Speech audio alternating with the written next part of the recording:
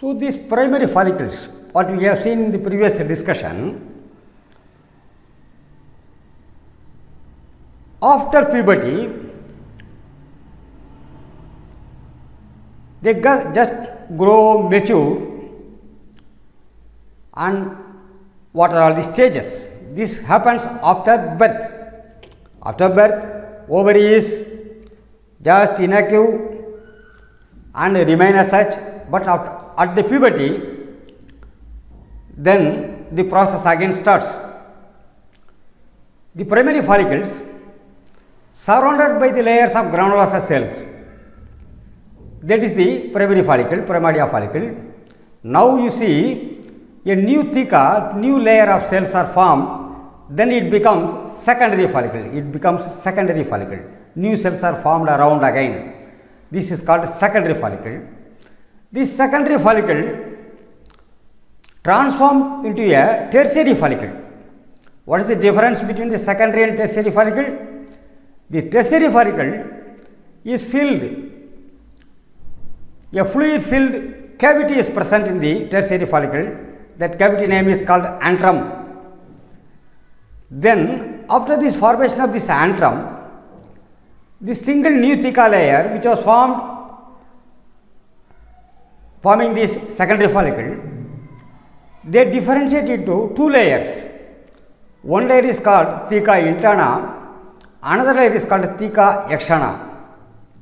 Now this has become the primary oocyte. This is present within the tertiary follicle, and it grows in size and completes the first meiotic division. This first meiotic division actually started in embryonic stage itself, got arrested in prophase 1, and that gets completes. And in this completion, you see two cells are formed. One is polar body, where cytoplasm is very less. Another one, that is called a secondary oocyte. This is most of the cytoplasm retains here. So this is called unequal division.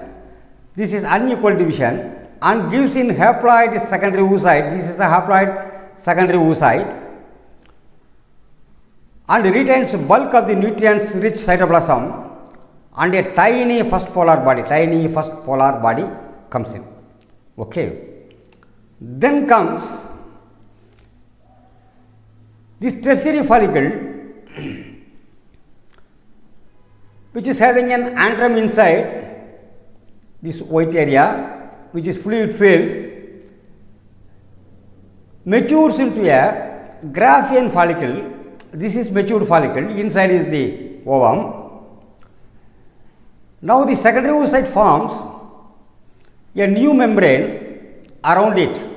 This is the oocyte, a new membrane called zona pellucida.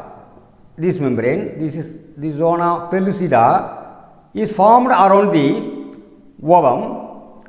This is transparent and very thick, very tough. Okay.